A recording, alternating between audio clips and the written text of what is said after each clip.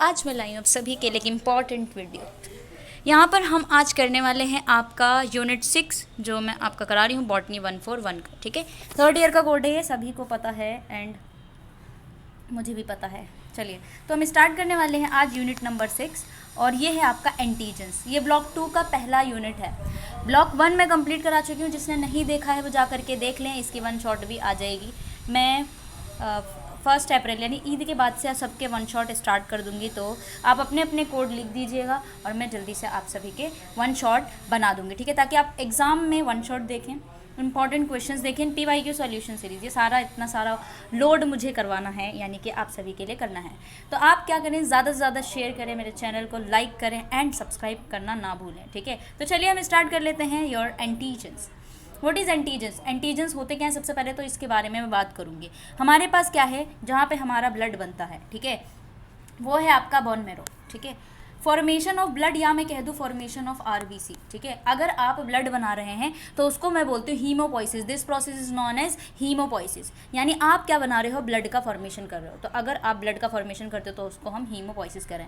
Blood के टुकड़े कर रहे हो तो उसको हीमोलिसिस कहते हैं। ठीक है, यानी RBC का बनना भी एरिथ्रोपोइसिस बोल सकती हूँ मैं, क्योंकि RBC का दूसरा नाम क्या है, एरिथ्रोसाइट्स हैं। तो यहाँ पर हम करने वाले हैं आपका एंटीजेंस। तो एंटीजेंस क्या होते हैं? बेसिकली एंटीजेंस आपके RBC की सरफेस पे प्रेजेंट होते हैं। एंटीजेंस कहाँ प्रेजेंट होते हैं? RBC की सरफेस पे प्रेजेंट होते हैं। और एक और चीज़ है जो आपके पास होती है, एंटीबॉडी। वही एंटीबॉडी जो आपको बचाती है इन्फेक्शन से, आपको बचाती है जो भी पैथोजन आ रहा है, उसके अगेंस्ट एंटीबॉडी बन जाती है आपकी बॉडी में, जिससे क्या होता है, कोई भी इन्फेक्शन आपकी बॉडी में एंटर करता है तो उससे लड़ने का काम करता है, आपकी इम्यून को बैलेंस करता है, आपके इम्यून सिस्टम को बैलेंस करता है। That is your antibody, right. तो एंटीजेंस जो होते हैं वो कहाँ प्रेजेंट होते हैं? आपकी RBC की सरफेस पे प्रेजेंट होते हैं। कोई भी पार्टिकल बाहर से आएगा, कोई भी, ठीक है, कोई भी पैथोजन बाहर से आएगा, एंटीजन से बाइंड करेगा। ये एंटीजन जा करके जाएगी आपकी प्लाज्मा में, RBC की प्लाज्मा में जाएगी। ठीक है, और RBC की प्लाज्मा में आपके प्रेजेंट होते हैं एंटीबॉडीज़। वो एंटीजन एंटीबॉडी से बाइंड करती है और एक कॉम्प्लेक्स बनाती है जिसे हम बोलते हैं एंटीजन एंटीबॉडी कॉम्प्लेक्स। यही कॉम्प्लेक्स आपके इम्यून सिस्टम को बैलेंस करती है। अब ये सारी चीज़ें हम पढ़ेंगे, सारे इसी ब्लॉक में पढ़ेंगे। सबसे पहला चैप्टर जो है 6 वाला जो मैं आपको बता रही हूँ वो आपका एंटीजन है। ठीक है, तो चलिए हम स्टार्ट करते हैं। सबसे पहले यहाँ पे पढ़ना क्या है, इंट्रो पढ़ना है। सबसे पहले तो आपको इस यूनिट को स्टार्ट करने से पहले ही मैंने इंट्रो इतना दिया है कि आपको इंट्रो से ही नफरत हो गई होगी। ठीक है, तो चलिए देन उसके बाद इसका पढ़ेंगे 6.2 जो है, इसमें बेसिक प्रॉपर्टीज़ देखोगे। एंटीजन होते क्या हैं, क्या क्या प्रॉपर्टीज़ हैं और किस तरीके से आपके इम्यूनोजेनिसिटी को इन्फ्लुएंस करते हैं, यानी इम्यून सिस्टम को इन्फ्लुएंस करते हैं, या फिर उसको प्रमोट करते हैं, या फिर उसको बचाते हैं, या उसको प्रोटेक्ट करते हैं। That is immunogenicity. उसके बाद 6.3 में आप पढ़ेंगे general structure of antigen. Antigen का स्ट्रक्चर क्या है, ठीक है, केमिकल नेचर क्या है, फिजिकल फॉर्म क्या है, कंपोजिशन क्या है, टाइप्स ऑफ एंटीजन कौन से होते हैं। एक एक्सोजीनस होता है, एक एंडोजीनस होता है, आपकी बॉडी के बाहर से आ रहा है, आपकी बॉडी में ही एंटीजन आ रहे हैं। तो इस तरीके से हम टाइप्स ऑफ एंटीजन देखने वाले हैं और इसमें मैं आपको मार्क कराऊंगी कुछ डिफरेंस, जो आपके एग्जाम के पॉइंट ऑफ व्यू से बहुत ज़्यादा इंपॉर्टेंट होने वाले हैं, और वो आता ही आता है, पेपर में लिख के ले लो। ठीक है, चलिए उसके बाद हम पढ़ेंगे क्लासिफिकेशन। ठीक है, क्लासिफिकेशन मैंने आपको बता दिया, on the basis of origin. Origin के बेस पे हमें क्लासीफाई करना होगा, उनके फंक्शन पे क्लासीफाई करना होगा। उसके बाद आते हैं B cell and T cell epitopes. Epitopes के बारे में मैं आपको बता चुकी हूँ। जो एपिटॉप्स होते हैं वो आपके एंटीबॉडी, ठीक है, मान लो ये आपका वाई शेप एंटीबॉडी है, जो स्टार्टिंग पॉइंट है जहाँ से एंटीजन आकर के बाइंड करेगा, उस स्टार्टिंग पॉइंट, उस रीजन को हम एपिटॉप कहते हैं। अब ये B सेल एपिटॉप भी होता है, T सेल एपिटॉप भी होता है। इसको मैं यूनिट 5 में पढ़ा चुकी हूँ, B सेल एपिटॉप क्या होता है, T सेल एपिटॉप क्या होता है, एंड इनके बीच में क्या डिफरेंस है, यहाँ से क्वेश्चन आने के चांसेस हैं। देन उसके बाद आप प्रॉपर्टीज देखोगे दोनों के, B cell epitope and T cell epitopes के बारे में। ओके, देन उसके बाद आपको देखना ligand cell interaction, signal transduction क्या होता है। Then last one is your haptens क्या होते हैं, एडजुवेंट्स क्या होते हैं, एंड देन ये चैप्टर आपका खत्म होगा। तो कुछ कुछ ऐसे यूनिट्स हैं आपके जो काफ़ी लेंथी हैं, जिसको पढ़ने के लिए आपको बहुत ज़्यादा टाइम चाहिए, बट स्टिल मैं आपको वो इतना कंटेंट करा रही हूँ। आप 1 घंटे में एक यूनिट पढ़ रहे हो, that is more than enough for you guys. उसके अलावा वन शॉट भी आपका 1 से 2 घंटे समथिंग आपका ये पूरा यूनिट होगा। कम से कम 1 से 2 पार्ट में मैं कराने वाली हूँ, तो उसमें आपको जो है कंप्लीट सारी डिटेल्स मिलेंगी जो हम पढ़ रहे हैं, क्योंकि आपके कुछ कुछ ऐसे टॉपिक्स हैं जो बार बार यहाँ पर रिपीट होते रहते हैं, है ना। तो ये रिपीट होंगे और आप उसको पढ़ेंगे तो आपको अच्छे से याद हो जाएगा। तो सारी voice and everything is clear. तो अब हम करने वाले हैं स्टार्ट। ठीक है, थोड़ा बहुत हमने इंट्रोडक्शन 4 मिनट इंट्रोडक्शन लिया, तो चलिए इंट्रोडक्शन को थोड़ा सा देखते हुए कि हमारे पास क्या है। हमने इससे पहले के यूनिट में हमें इस यूनिट में क्या पढ़ना है, about the molecule which can produce antibody. आपके ऐसे मॉलिक्यूल्स के बारे में पढ़ेंगे जो आपकी एंटीबॉडीज़ को प्रोड्यूस करता है। और एंटीबॉडी आपकी कहाँ होती है, प्लाज्मा में होती है, ठीक है। एंटीबॉडी कहाँ होती है, प्लाज्मा में होती है, राइट। हमारी बॉडी कई सारे फॉरेन मॉलिक्यूल्स हैं हमारी बॉडी के चारों तरफ, ठीक है। तो हमारी बॉडी में क्या है, कई सारे इनऑर्गेनिक, ऑर्गेनिक, फॉरेन मॉलिक्यूल्स होते हैं। कुछ ऐसे होते हैं जो इम्यून सिस्टम को इवॉक करते हैं, जागरूक करते हैं। कुछ ऐसे होते हैं जो नहीं करते हैं। तो उसमें से आपको हेप्टेंस पढ़ना है, एडजुवेंट्स पढ़ना है, ये सारी चीज़ें हम पढ़ेंगे। और कई सारे रिस्पॉन्स करते हैं आपकी बॉडी मॉलिक्यूल, किसके अगेंस्ट रिस्पॉन्स करता है, वो एंटीबॉडी एंटीजन के थ्रू ही पता लगाते हैं। तो यहाँ पर हम पढ़ने वाले हैं इस चैप्टर में स्ट्रक्चर के बारे में, उसके फिजिकल अपीयरेंस के बारे में, किस तरीके से दिखता है, क्या टाइप्स हैं एंड ऑल, ठीक है। चलिए, सो ऑब्जेक्टिव एंड बेसिक प्रॉपर्टीज़ की अगर हम बात करें, व्हाट इज एंटीजन, ठीक है। एंटीजन का मतलब क्या होता है, ऐसे एंटीजन, ऐसे सब्सटेंस जो कि एंटीबॉडी का प्रोडक्शन करे, उसको एंटीजन कहते हैं। एंटीजन आएगा आपके ब्लड प्लाज्मा में, आरबीसी की सरफेस पे प्रेजेंट है, ब्लड प्लाज्मा में आएगा अंदर और एंटीबॉडी बनेगी उसके अगेंस्ट। फिर एंटीजन एंटीबॉडी क्या करेगी, आपस में इंटरेक्ट करेगी। इंटरेक्ट करने के बाद आपकी बॉडी के फंक्शन को प्रमोट करने का काम करेगी। एंटीजन इज क्या है, एक पार्ट ऑफ मॉलिक्यूल है which can induce the living body to form specific antibody. Antigen आपके मॉलिक्यूल, ऐसा पार्ट है एक मॉलिक्यूल का जो कि आपकी लिविंग बॉडी में है और एक स्पेसिफिक एंटीबॉडी फॉर्म करने के लिए बहुत ही ज़रूरी चीज़ होती है। टी सेल को भी ये क्या करती है, परफॉर्म करती है, टी सेल को भी इंड्यूस करने का काम करती है। और आपकी बॉडी में टी सेल्स जब एक्टिवेट होते हैं उस टाइम पे आपके पास cytotoxic cells, T helper cells सारे रिलीज हो जाते हैं, जिससे आपको पता चल जाएगा कौन सा पार्टिकल्स आपके, कौन सा एंटीजन और कौन सा फॉरेन पार्टिकल आपकी बॉडी के लिए सही है और कौन सा नहीं है। They are made up of complex molecules. ये किससे बने होते हैं आपके एंटीजन्स, प्रोटीन से बने होते हैं, पेप्टाइड से बने होते हैं, पॉलीसेक्राइड से बने होते हैं। प्रोटीन्स आपके, आपको पता है, पेप्टाइड्स भी होते हैं and then polysaccharide. Sometimes nucleic acid and lipid से भी बने होते हैं, जिनके पास कैरियर प्रोटीन्स होते हैं और यही इम्यून रिस्पॉन्स को इवॉक करने का काम करते हैं। हम एंटीजन्स को इम्यूनोजेंस भी बोलते हैं, ठीक है। क्या बोलते हैं, इम्यूनोजेंस, या फिर एलर्जेंस भी बोल सकते हैं। क्यों ऐसा बोल रहे हैं, ठीक है। इम्यूनोजेंस एंड एलर्जेंस बोल सकते हैं। ये कहाँ पे प्रेजेंट होते हैं, आपके एंटीजन्स, ठीक है, या फिर एलेजेंस, ठीक है। एलेजेंस, एलर्जेंस, ठीक है, या फिर इम्यूनोजेंस, ये आपके प्रेजेंट होते हैं surface of virus, fungi, bacteria and cell. They can be part of their coats, capsule, cell wall, flagella, fimbriae and toxins के हो सकते हैं। तो बेसिकली ये कहाँ पे प्रेजेंट होते हैं, सरफेस पे प्रेजेंट होते हैं। तो जो भी फॉरेन पार्टिकल आएगा उसको ट्रैप करेगा एंटीजन और फिर आपके इम्यून रिस्पॉन्स को बचाने का काम करेगा। एंटीबॉडी जनरेट होती है, तो एंटीजन के होने से आपके पास एंटीबॉडी की प्रोडक्शन आने में हेल्पफुल होती है। तो आप यहाँ पे एंटीबॉडी बनाने में भी मदद करवाती है आपकी एंटीजन, राइट। सो अब यहाँ पे हमें जो इसका 6.2.2 पढ़ना है, ठीक है, इसमें आपको पढ़ना है प्रॉपर्टीज़। कैसी प्रॉपर्टीज़ है एंटीजन की जिससे आपकी इम्यूनोजेनिसिटी को इन्फ्लुएंस कर सकते हैं, ठीक है। सबसे पहला है फॉरेननेस। तो इसमें क्या करना है आपको, सबसे पहली प्रॉपर्टी ऑफ योर एंटीजन, फॉरेननेस। यानी आपका एंटीजन जो होता है, एंटीजन कैसा होना चाहिए, आपके इनहेरेंट मॉलिक्यूल यानी बॉडी के अंदर जो इनहेरेंट मॉलिक्यूल्स हैं उससे अलग होना चाहिए, ठीक है। शुड बी क्वाइट डिफरेंट होना चाहिए आपकी बॉडी में, जो कि इम्यून रिस्पॉन्स को प्रोड्यूस कर सके। जो फॉरेन मॉलिक्यूल्स होते हैं, ओनली फॉरेन मॉलिक्यूल्स जब आपकी बॉडी में आएंगे तभी आपका इम्यून रिस्पॉन्स जनरेट होगा, ठीक है। एग्जाम्पल के लिए हम यहाँ पे एक एग्जाम्पल ले लेते हैं। आपका एक पैथोजन आया और आपकी बॉडी को क्या किया, इन्फेक्ट किया। देन एंटीबॉडी जो होगी वो क्या करेगी, एंटीजन को देखेगी कि भाई कौन सा एंटीजन मुझे उसके साथ बाइंड करना है। जैसे ही बाइंड करेगी, पैथोजन आया है एंटीजन के पास और एंटीबॉडी ने बाइंड कर लिया और ये आपके ब्लड में पहुंचा, क्योंकि एंटीबॉडी कहाँ प्रेजेंट है, आपके ब्लड में प्रेजेंट है, आपके ब्लड प्लाज्मा में प्रेजेंट है। यहाँ पे जो एबिलिटी होती है फॉरेन मॉलिक्यूल की, यही एबिलिटी जो फॉरेन मॉलिक्यूल आया एंटीजन से बाइंड किया देन प्लाज्मा में घुस गया, यही एबिलिटी आपके इम्यून रिस्पॉन्स को स्टिमुलेट करती है। इस रिस्पॉन्स को हम इम्यूनोजेनिसिटी कहते हैं। यानी फर्स्ट जो आपके पास प्रॉपर्टी होती है एंटीजन की, वो इम्यूनोजेनिसिटी को इन्फ्लुएंस करती है, वो आपकी फॉरेननेस है। यानी जो भी फॉरेन पार्टिकल आएगा भाई, उसी की मदद से हम अपने इम्यून सिस्टम को स्टिमुलेट कर पाएंगे। आई होप कि वॉइस क्लियर हो, क्योंकि हवा चल रही है बहुत ज़ोरों से। चलिए नेक्स्ट प्रॉपर्टी क्या है, मॉलिक्यूलर साइज।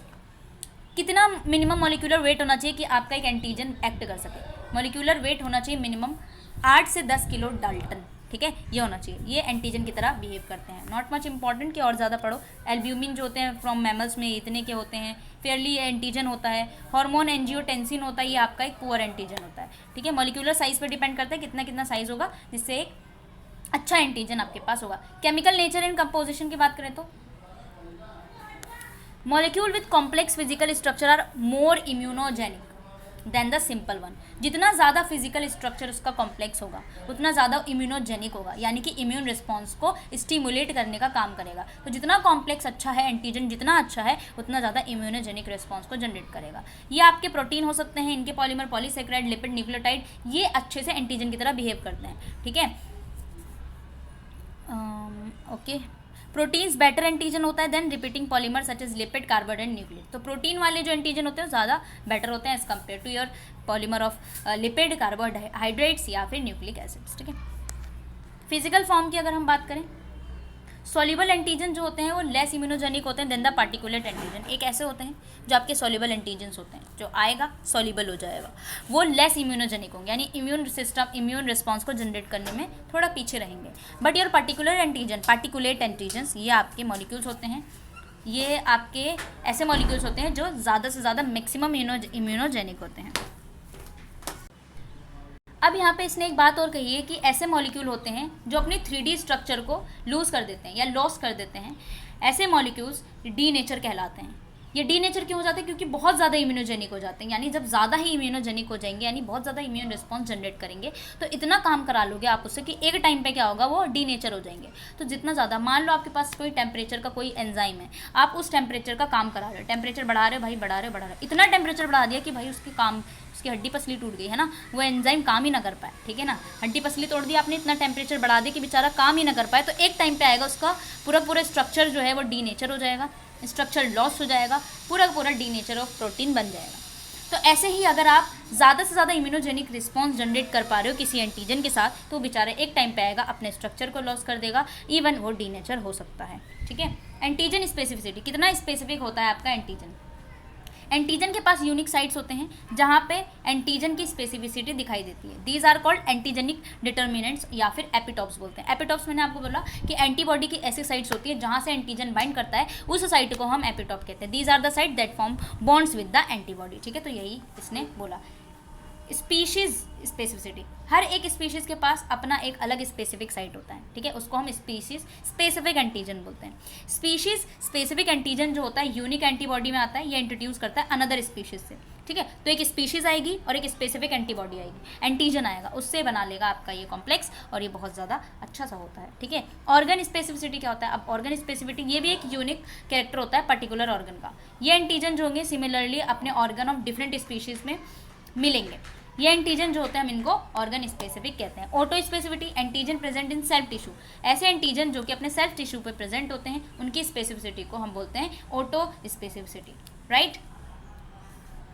या फिर ऐसे एंटीजन को ऑटो एंटीजन्स भी बोलते हैं। Auto antigen auto immune response को जनरेट करेंगे और ऑटो एंटीबॉडी बनेगा, यानी खुद के सेल्फ टिश्यूज़ पे ही बनाते हैं ये, इसीलिए इनका नाम ऑटो एंटीजन। ये सारी प्रॉपर्टीज़ आपकी एंटीजन की है। जेनेटिक फैक्टर्स क्या है? आ जाओ। हर एक स्पीशीज़ जो होता है सिमिलरली एंटीजन की तरह बिहेव नहीं करता है। कुछ स्पीशीज़ जो होते हैं इम्यून रिस्पॉन्स को अगेंस्ट एंटीजन भी कर सकते हैं और कुछ नहीं कर सकते हैं। ऐसी स्पीशीज़ आएगी कि आपके एंटीजन के साथ बाइंड करेगी, कुछ ऐसी भी आएगी जो आपके एंटीजन के साथ बाइंड नहीं करेगी। क्यों हो रहा है? क्योंकि उनके जेनेटिक मेकअप में अलग है, डिफरेंस है। यही इम्यूनोजेनिसिटी ऑफ द मॉलिक्यूल को रिस्पॉन्ड करती है उनके जेनेटिक फैक्टर्स की वजह से, राइट। नाउ एज की बात करें, ability to generate immune response वो एज पर भी डिपेंड करती है। चिल्ड्रन जो होता है, चिल्ड्रन है आपका बिलो 12 या फिर एल्डर्स जो होते हैं 60 से ज़्यादा, ठीक है। मान लो आपका बच्चा या हम लोग हैं, हमारे अंदर ज़्यादा इम्यूनोजेनिसिटी है, डिपेंड करता है एज पर। अगर आप बूढ़े हो गए तो उस टाइम पे आपकी इम्यून सिस्टम जो है वो कमज़ोर हो जाती है, ठीक है, दैट इज़ योर एज। तो एज पर भी डिपेंड करता है एंटीजन का काम होना, एंटीबॉडी का बनना, इम्यून सिस्टम को जनरेट करना। Degradability, those antigen they are easily phagocytosed can इलिक बेटर इम्यून रिस्पॉन्स। ऐसे एंटीजन जो इजिली फैगोसाइटोस्ड हो जाते हैं, आपके एंटीजन काम के नहीं बेटा, उनको निगल लो, तो आपका बेटर इम्यून रिस्पॉन्स जनरेट कर रहा है। ऐसे मॉलिक्यूल के पास बायोडिग्रेडेबिलिटी जो होती है एक्टिव एंटीजन के साथ बहुत सही होती है, ठीक है। तो हम इसको एंटीजन प्रेजेंटिंग सेल्स आपके पास मैंने पढ़ा था, ऐसे मॉलिक्यूल एंटीजन प्रेजेंटिंग सेल्स जो कि फैगोसाइटोसिस का काम करती है, डिग्रेडेबिलिटी होना भी बहुत ज़रूरी है। डोज ऑफ द एंटीजन, वो डोज नहीं, लव डोज नहीं, एंटीजन का भी डोज है, ओके।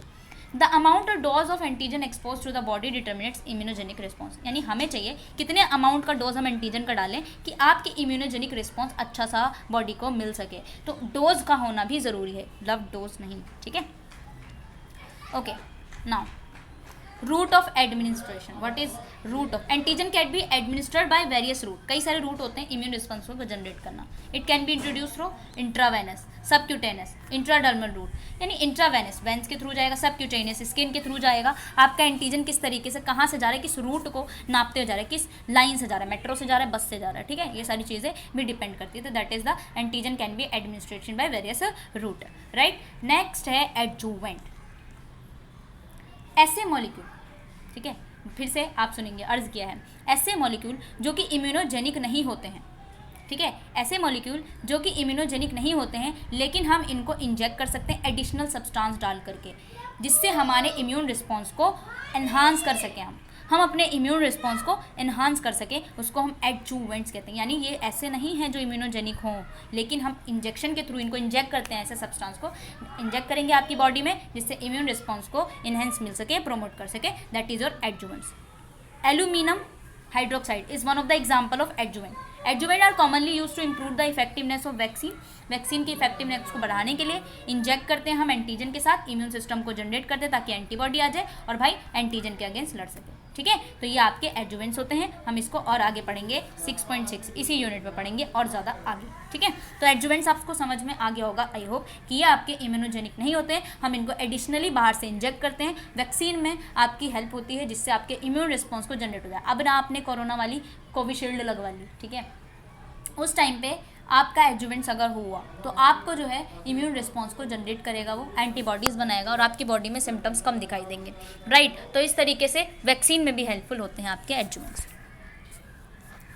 अब हम यहाँ पे देखेंगे जनरल स्ट्रक्चर ऑफ एंटीजन्स. क्या जनरल स्ट्रक्चर है, केमिकल नेचर क्या है, पहली बात तो antigen molecule are complex in nature. Complex होते हैं यही मॉलिक्यूल्स जो होते हैं स्टेबल होंगे इंटरनल बॉडी में, और एक स्पेसिफिक 3 डायमेंशनल 3D मॉलिक्यूल आपको देखने को मिलेगा, ठीक है. It should not have long stretches होते हैं, लॉन्ग रिपीटिंग यूनिट्स नहीं होती. आइडियली अगर हम इनकी बात करें तो 8 से 10 किलो डाल्टन का स्ट्रॉन्ग इम्यूनोजेंस होते हैं, ठीक है. एंटीजन्स आपके प्रोटीन हो सकते हैं, पॉलीसेकेराइड, सारी चीज़ें मैंने आपको बता दी है, ठीक है. फिजिकल फॉर्म की बात करें तो देखो, फिजिकल फॉर्म जो होते हैं चेंज हो सकते हैं, इम्यूनोजेनिसिटी को चेंज कर सकते हैं. इट बैन भी पार्टिकुलेट मैटर्स हो सकते हैं. पार्टिकुलेट मैटर्स ऐसे होंगे जो कि आपके ग्रेटर इम्यून रिस्पॉन्स को जनरेट करेंगे, ठीक है, सॉल्युबल फॉर्म से.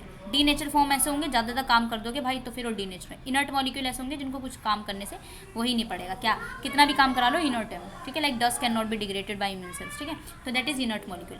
एलर्जिक रिस्पॉन्स भी होती है rather than antibody formation. That is और फिजिकल फॉर्म, किस तरीके से फिजिकली एंटीजन्स होते हैं, ठीक है.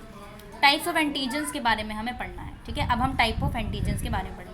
There are different type of antigen depending on the antigen specificity. किस तरीके से कौन सा एंटीजन कितना स्पेसिफिक है उसके हिसाब से हमने एंटीजन को बांटा है. क्या बांटा है, बहुत सारे टाइप बांटा. Antigen is based on the part of immunogens which elicits immune response called antigen determinant या फिर एपिटॉप. बार बार बता रही हूँ, एपिटॉप किसे कहते हैं, वही जहाँ से आके एंटीबॉडी बाइंड करेगा. ये रीजन्स बहुत ज़्यादा स्पेसिफिक होते हैं और एंटीबॉडी मॉलिक्यूल से बाइंड करते हैं. एंटीजन जो होते हैं एटलीस्ट 2 एंटीजन के पास एटलीस्ट 1 to सेवरल एपिटोप पाए जाते हैं. उनके एपिटोप की मदद से हमने क्लासीफाई किया है एलो एंटीजन को, ऑटो एंटीजन को. फिर हम इसके ओरिजिन एंड फंक्शन के बेस पे बांटेंगे आगे. तो सबसे पहला जो चीज़ है हम बांट रहे हैं on the basis of their origin. Origin के बेसिस पे हमने क्लासीफाई किया है एंटीजन को. सबसे पहला है एक्सोजीनस. एक्सोजीनस एंटीजन्स ऐसे एंटीजन्स होते हैं जो आपकी बॉडी में एंटर करते हैं आउटसाइड से, आपकी बॉडी में एंटर करेंगे बाहर से. दे can B enter bye injection. आपने इंजेक्ट किया हो, इनहेल किया हो, सांस ले ली हो या इंजेक्शन दे दिया हो, तो आप बाहर से एंटीजन को इंट्रोड्यूस करा रहे हैं. दैट इज़ योर एंटीजन, नहीं बल्कि एक्सोजीनस एंटीजन, राइट. और ये जो होते हैं नॉन सेल्फ एंटीजन होते हैं और ये हमारी बॉडी फ्लूइड्स में भी होते हैं, एक्स्ट्रा सेलुलर स्पेस में पाए जाते हैं. और ये किसके अलोंग काम करते हैं, MSC क्लास 2 मॉलिक्यूल. एग्जाम्पल के लिए अगर हम बात करें बैक्टीरिया, वायरसेस या फिर पॉलन, टॉक्सिक फूड, ये आप क्या करते हो, मान लो आप बाहर घूम रहे हो और पॉलन से उड़ रही हैं और आपने इनहेल कर लिया, बहुत ज़ोरों से सांस ली, टॉक्सिक फूड है या वायरस है और आपने इनहेल कर लिया. दैट इज एंटीजन्स, ठीक है, एक्सोजीनस. ऐसे ही एंडोजीनस होते हैं.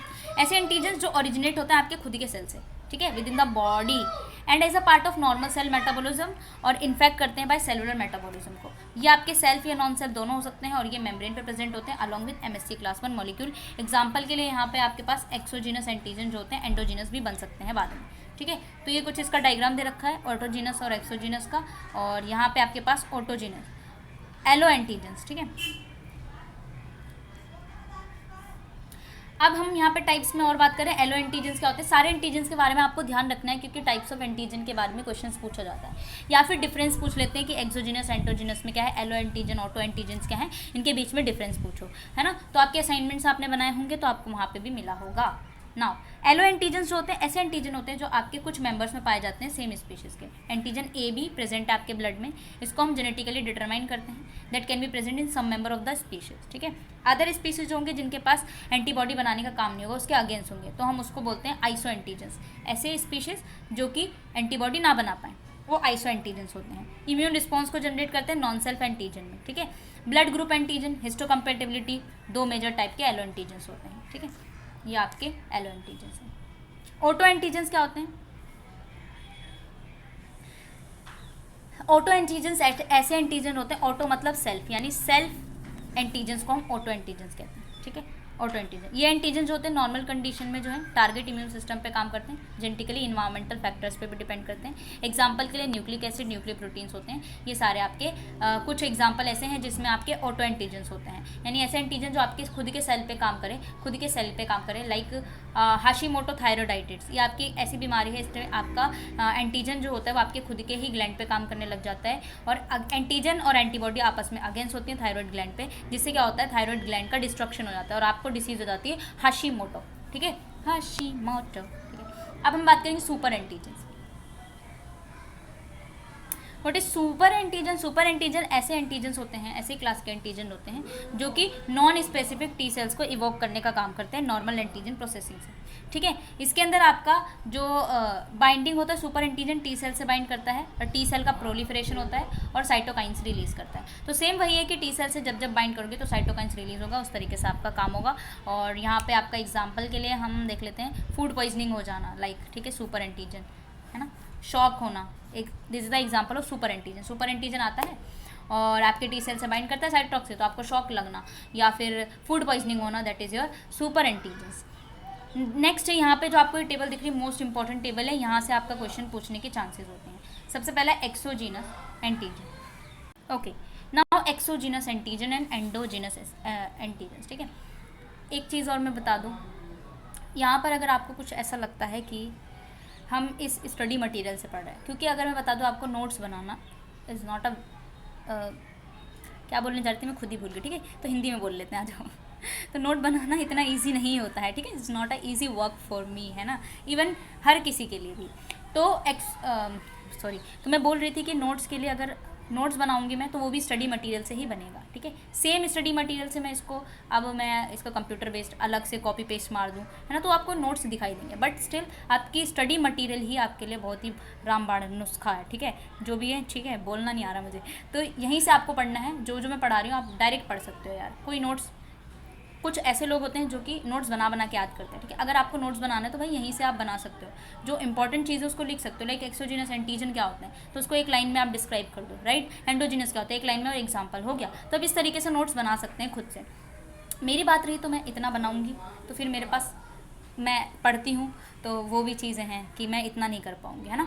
तो आप लोगों को क्या करना है, सिर्फ यही स्टडी मटेरियल ही यूज़ करना है। आपकी स्टडी मटेरियल बेस्ट है आपकी इग्नू के एग्ज़ाम में पास कराने के लिए, यहीं से डायरेक्ट आप पढ़ सकते हो, ठीक है, डायरेक्ट पढ़ो और डायरेक्ट पास हो जाओ, ठीक है। तो चलिए हम पढ़ रहे थे, तो व्हाट इज़ एक्सोजीनस एंडोजीनस, यहाँ से क्वेश्चन इंपॉर्टेंट है, इसको इंपॉर्टेंट मार्क कर लो। जितने भी टेबल्स होते हैं आपकी स्टडी मटेरियल में डायरेक्ट क्वेश्चन पूछता है, इवन आपके टर्मिनल क्वेश्चन से लेकर जो आपके जो ऐसे क्यूज होते हैं, शॉर्ट आंसर टाइप क्वेश्चन होते हैं, वहाँ से भी डायरेक्ट इग्नू वाले उठा कर डाल देते हैं, और क्या चाहिए आपको। तो स्टडी मटेरियल बेस्ट है, आपके अलग से बुक नहीं खरीदनी है किसी को, मैं कभी भी प्रीफर नहीं करती कि इग्नू के एग्जाम के लिए आपको अलग से बुक खरीदनी है, नेवर, कभी नहीं।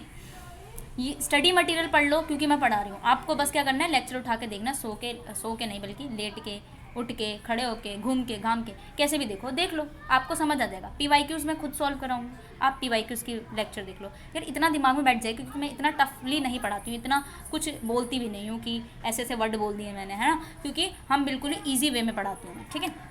तो आपको क्या करना है, ज़्यादा से ज़्यादा शेयर करना है, ठीक है। बार बार बोल रही हूँ क्योंकि अब मुझे अब मुझे चाहिए, मुझे लालच हो रही है कि ना शेयर हो मेरी वीडियोस, ठीक है। चलिए, तो एक्सोजीनस एंटीजन्स क्या होते हैं, इनके बीच में डिफरेंस की बात हम कर रहे हैं।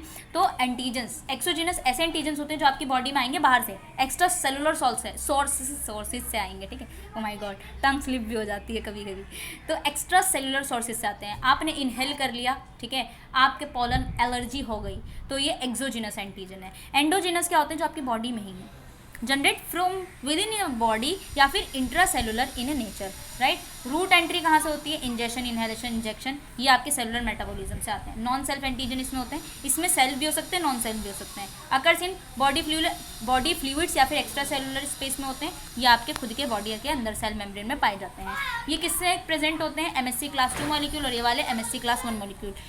MSC क्लास 1 और MSC क्लास 2 के बीच में डिफरेंस ज़रूर आता है, तो आप डिफरेंस बिटवीन में देख सकते हो। मैं आपको PYQs कराऊंगी, वहाँ पे भी आप देख लेना किस तरीके से हैं। इसके PYQs कुछ मैंने करा रखे हैं, अगर कुछ अभी करेंगे, है ना, जो आपके दिसंबर में एग्जाम हुआ है उसके भी PYQs करने हैं, तो आपको क्या करना है, जुड़े रहना है।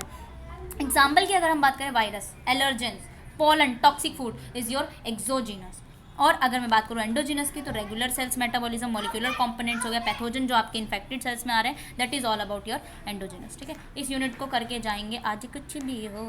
तो अब यहाँ पे हम करने वाले हैं classification of antigen on their function. Function के बेस पे हमने एंटीजन को बांटा है कंप्लीट और इनकम्प्लीट, ठीक है। आ जाओ, what is complete and incomplete. Complete antigen ऐसे होते हैं जो इम्यून रिस्पॉन्स को खुद से ही एलिसिट कर देते हैं, खुद से ही जनरेट कर देते हैं। लेकिन इनकम्प्लीट जो होता है, इम्यून रिस्पॉन्स को इवोक ही नहीं कर पाता यार, उनके पास कॉम्प्लेक्स विद प्रोटीन, उनको चाहिए कॉम्प्लेक्स प्रोटीन की मदद से वो जनरेट कर पाएंगे इम्यून रिस्पॉन्स को, ठीक है। कंप्लीट एंटोजन जो एंटीजन होते हैं उसको इम्यूनोजेंस कहते हैं, और जो इनकम्प्लीट है उसको हेप्टेंस कहते हैं। तो हेप्टेंस और एंटीजन के बीच में डिफरेंस आना इज इंपॉर्टेंट, ठीक है।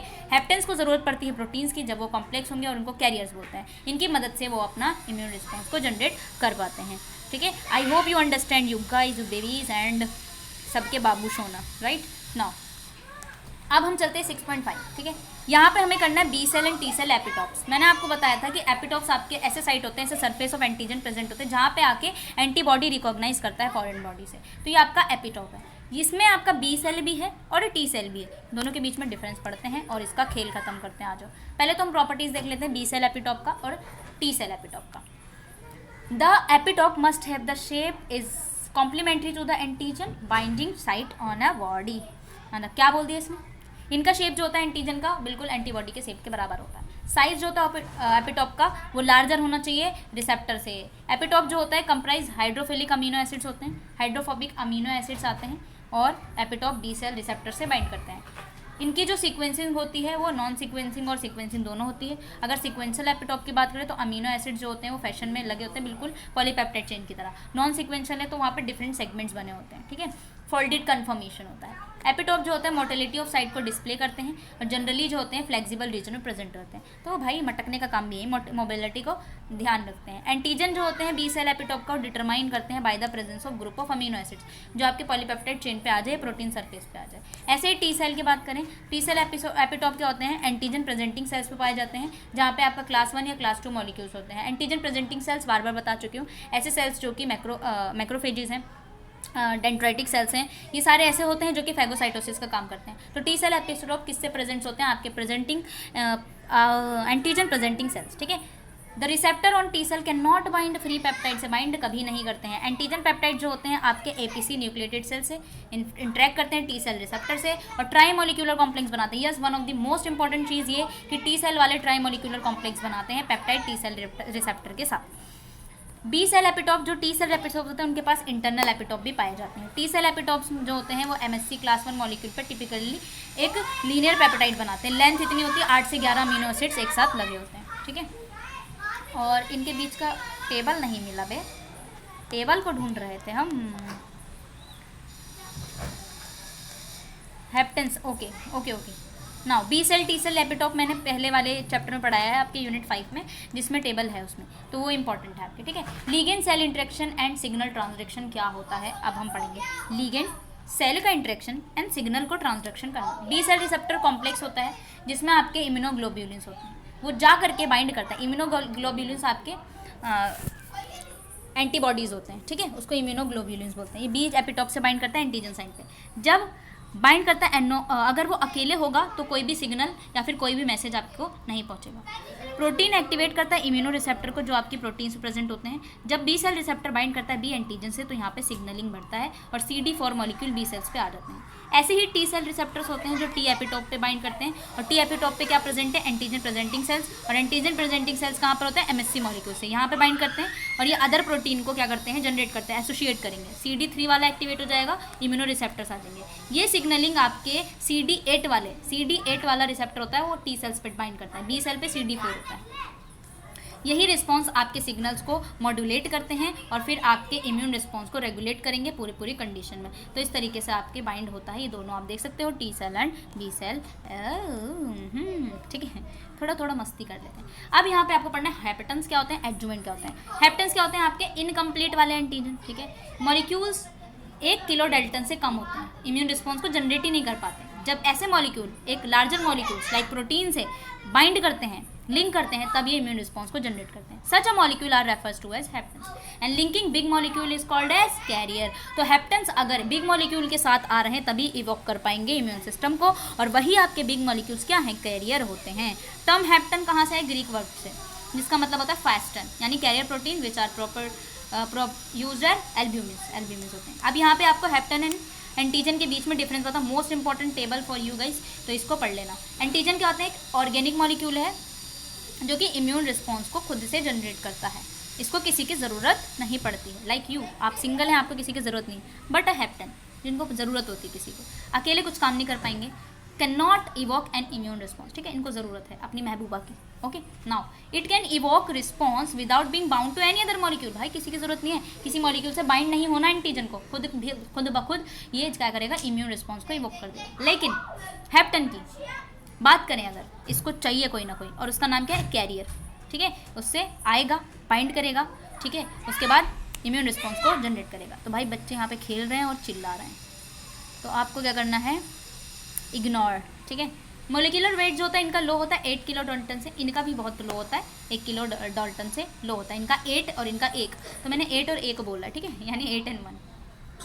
एंटीजन जो होते हैं इंटरेक्ट करते हैं मेजर हिस्टोकम्पैटिबिलिटी कॉम्प्लेक्स से, यानी MHC क्लास 1 या क्लास 2। लेकिन आपके हैप्टेंस एक अच्छी चीज़ कर रहा है, इसको सिर्फ एक ही चाहिए, दूसरे के बारे में नहीं सोच सकता। ठीक है, तो भाई अगर इनके पास कैरियर है तो सिर्फ उनके बारे में सोचेगा, मेजर हिस्टोकम्पैटिबिलिटी कॉम्प्लेक्स के बारे में नहीं सोचेगा, ये सच्चा प्यार करते हैं। ठीक है, लेकिन आपका एंटीजन सिंगल है तो इनको क्या चाहिए, हिस्टोकम्पैटिबिलिटी कॉम्प्लेक्स, इनसे इंटरेक्ट करेगा। जहाँ जहाँ इनको दिखेगा भाई मेजर लड़कियाँ सुंदर है, उनसे क्या करेंगे, बाइंड कर लेगा। ठीक है, लेकिन ये वाले लोग हैं, ये 1 मैन आर्मी है, यानी सिर्फ और सिर्फ एक ही खूबसूरत लड़की जो इनके पास है, जिसका नाम कैरियर है, इसके अलावा कोई नहीं दिखेगा। एग्जाम्पल्स की अगर हम बात करें एंटीजन्स की, तो इसमें proteins, peptides, nucleic acid and your polysaccharides. और अगर मैं बात करूँ हैप्टेंस की, तो एग्जाम्पल है biotin, dinitrophenol, P amino benzoic acid, antibody like penicillin, anaesthetics like halothane. That is all about your antigens and haptens. अब एडजुवेंट्स को इन्होंने और ज़्यादा डिस्क्राइब किया है, एडजुवेंट्स को हम पढ़ेंगे। The term adjuvants, Latin meaning है, इसका मतलब होता है हेल्प, राइट। एडजुवेंट आपका एक फार्माकोलॉजिकल इम्यूनोलॉजिकल एजेंट होता है जो कि आपके इम्यून रिस्पॉन्स को जनरेट करने में मदद करता है, तो हेल्प करना is your adjuvant. This can be used with antigen, antigen के साथ यूज़ करते हैं, लाइक वैक्सीन में हैप्टेन को इंप्रूव करते हैं ताकि आपके इम्यून रिस्पॉन्स को जनरेट कर पाए। कॉमनली यूज्ड कौन कौन से हैं, इनऑर्गेनिक कंपाउंड होते हैं like aluminium hydroxide, alum, mineral oil हो गया, पैराफिन ऑयल, किल्ड बैक्टीरिया, ये सारे हम यूज़ करते हैं एज अ एडजुवेंट। ठीक है, फंक्शंस भी देख लेते हैं, इसके बाद आपका चैप्टर आई थिंक खत्म। फंक्शंस की बात करें तो antibody are experimentally produce by injecting antigen with adjuvant in the host animal like माइस।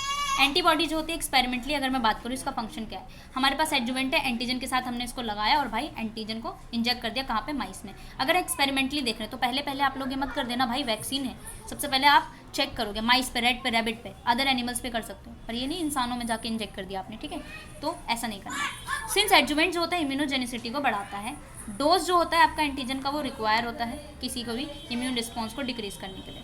ठीक है, एडजुवेंट जो होता है वो इम्यून रिस्पॉन्स को क्या करता है, बढ़ाता है। It causes slow release of antigen into blood stream, it enhance immune response, they activate T cells by the phagosomes activating antigen presenting cells, and जैसे जैसे टी सेल्स आएंगे एक्टिवेट होंगे, साइटोकाइनेस निकलेगा, आपकी एंटीबॉडी का फॉर्मेशन होता रहेगा। That is all about your adjuvants. और एडजुवेंट के बारे में क्वेश्चन पूछा गया था आपके शायद दिसंबर में, ठीक है। तो दैट इज योर इम्यूनोलॉजी। तो आपका ये चैप्टर होता हुआ डन। समरी देख लेते हैं, आ जाओ। तो समरी में कह रहा है सारे मॉलिक्यूल तो इम्यून रिस्पॉन्स को रिवोक नहीं कर पाते हैं बाय प्रोड्यूसिंग एंटीबॉडी। कुछ एंटीजन्स ऐसे होते हैं जो कर पाएंगे, कुछ ऐसे होते हैं भाई जिनके पास खुद होते हैं सेल्फ एंटीजन। एंटीजन को हमने एक्सोजिनस, एंडोजिनस, ऑटोजिनस, एलोजिनस, ठीक है, एलो एंटीजन में बांटा है। कंप्लीट और हैप्टेंस को भी देख लिया, टी सेल एपिटोप भी देख लिए, कुछ हमने हैप्टेंस देखे, ठीक है, एडजुवेंट्स भी देख लिया किस तरीके से इम्यूनोजेनिक में काम कर रहा है, ठीक है। क्वेश्चन है आपका, अगर ब्लड ग्रुपिंग की बात करें, ठीक है, इन्होंने बोला कि ओ नेगेटिव ब्लड ग्रुप को हम यूनिवर्सल डोनर क्यों कहते हैं, क्योंकि आपके ओ नेगेटिव ब्लड ग्रुप के पास एंटीजन्स नहीं होते हैं, ठीक है। क्या नहीं होते एंटीजन्स, उनकी सरफेस पे एंटीजन नहीं होते बट एंटीबॉडी होता है, इसीलिए यूनिवर्सल डोनर होता है। Why do doctor match the donor before the organ transplant? काहे को जब ऑर्गन ट्रांसप्लांट करना होता है तो डॉक्टर क्यों मैच करते हैं, ठीक है, क्यों करते हैं, ठीक है। Protein structure influence capacity on the difference between alloantigen and autoantigen, यहाँ से आप देख सकते हो, ठीक है। यहाँ पे इसके आंसर्स भी होंगे, so you can easy row. O negative blood देखो इसके बारे में क्या बोल रहा है, हैव एनी एंटीजेनिक ग्रुप, इनके पास नहीं है आरबीसी पे, तो ये इम्यून रिस्पॉन्स को जनरेट ही नहीं कर पाते, तो इसीलिए ओ नेगेटिव ब्लड आपका डोनर होता है। Okay, every organ has organ specific antigen होते हैं। अगर एंटीजन डोनर से मैच कर रहा है, मैच नहीं करेगा तो इम्यून रिस्पॉन्स नहीं जनरेट कर पाएगा। तो एंटीजन का मैचिंग करना बहुत इंपॉर्टेंट है, इसीलिए आप ट्रांसप्लांटेशन करने से पहले क्या करते हो भाई, मैच करते हो, ठीक है। तो that is all about your unit 6। Next जो हम यूनिट पढ़ने वाले हैं, आई होप मैं कल बना पाई, तो ठीक है, लेक्चर में बना दूंगी आपका।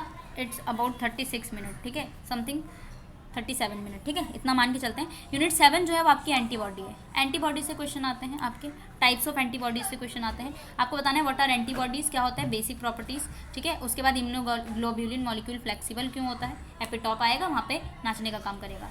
डाइवर्सिटी देखेंगे, एंटीबॉडी जो है किस तरीके से आ रहा है, affinity, avidity, cross reactivity, isotype और एलोटाइप, आइडियोटाइप्स, ठीक है, ये पढ़ना है। Monoclonal, polyclonal antibody and then function, फिर जाके आपका ये चैप्टर कंप्लीट होगा यूनिट 7। तो नेक्स्ट क्लास में हम लोग करने वाले हैं यूनिट नंबर 7, जिसमें आप लोग करोगे एंटीबॉडीज़, और आई होप मैं आपका ये यूनिट कंप्लीट करा दूँ। हमारे पास लेक्चर्स हो चुके हैं काफ़ी, तो अपन 7-8 लेक्चर पहले कर चुके हैं, और ये आपका 6 लेक्चर मतलब कि 6 यूनिट हुआ है, क्योंकि कुछ चैप्टर्स आपके लॉन्ग थे जिसको मैंने 2 पार्ट में कराए हैं, इस वजह से ऐसा हुआ है।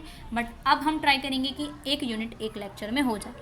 तो आपको क्या करना है, ज़्यादा से ज़्यादा शेयर करना है, सब्सक्राइब करना है और लाइक भी करना है, ठीक है, लाइक भी करना है।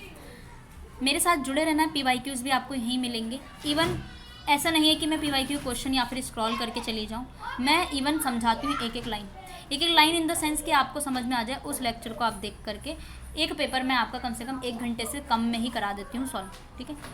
केमिस्ट्री या फिजिक्स के पेपर्स में हमें टाइम लगता है, लेकिन जूलॉजी बॉटनी के पेपर में हमें टाइम कम लगता है। इससे पहले भी मैं काफ़ी PYQs करा चुकी, तो आप मेरे PYQ सीरीज़ को देख सकते हैं, जो कि प्लेलिस्ट बनी हुई है, आप मेरे चैनल पे देख सकते हो। आप अपने PYQ सॉल्व कर सकते हैं। मैं सॉल्यूशन प्रोवाइड कराती हूँ, आपको PDF चाहिए वो भी प्रोवाइड कराती हूँ। इवन मैं बता सकती हूँ कि जो PYQs के सॉल्यूशन होते हैं वो PDF पेड है, क्योंकि बहुत मेहनत से मैंने बनाई है। इवन जो आपका असाइनमेंट्स के सॉल्यूशन है वो भी मैंने पेड करे, बट आप ले सकते हो मुझसे, क्योंकि बस मुझे ज़्यादा से ज़्यादा क्या चाहिए कि आप लोग लाइक शेयर सब्सक्राइब करें एंड दूसरों तक पहुँचाएँ, क्योंकि इग्नू में रह करके हमें प्रॉपर कंटेंट नहीं मिल पा रहा है, क्योंकि हम अपनी थियोरेटिकल पार्ट को स्ट्रॉन्ग कर पाएँ। इसीलिए मैंने ये चैनल अपना बनाया है, जब मैंने खुद से ऑब्जर्व किया है, तो मैंने खुद से ऑब्जर्व किया है, उसके बाद ये चैनल मैंने बनाया है। और चैनल मेरा मोनेटाइज हो चुका है आप सब लोगों की वजह से, तो मोनेटाइज हो गया, ज़्यादा से ज़्यादा बढ़े, ज़्यादा से ज़्यादा चले, क्योंकि मैं सारे लेक्चर्स यहाँ पे प्रोवाइड करा रही हूँ आपको। इग्नू के कंटेंट आपको जल्दी नहीं मिलते हैं। स्टडी मटीरियल अगर मिल भी जाए तो हम उसको कैसे पढ़ें, इसके बारे में हमको नहीं पता होता। पूरी स्टडी मटेरियल्स ऐसी होती हैं, 2-2 3-3 पार्ट होते हैं, उसको कैसे पढ़ें। तो इसीलिए मैंने ये चैनल अपना बनाया, ठीक है। तो आप लोग पूरी मदद लें, यहाँ पे इस चैनल को निचोड़ लें जितना ज़्यादा हो सके। जो भी आपको चाहिए सब मुझे कमेंट में कर सकते हैं, ठीक है। तो चलिए, और कोई प्रॉब्लम हो तो मुझे डायरेक्ट DM भी कर सकते हो, मैं ओपन हूँ, हर किसी का जवाब देती हूँ, चाहे कमेंट करो या DM करो, ठीक है। टेलीग्राम हैंडल पे आप मुझे डायरेक्टली DM कर सकते हैं। बाकी हम मिलते हैं नेक्स्ट वीडियो में, जब तक के लिए बाय बाय, टेक केयर।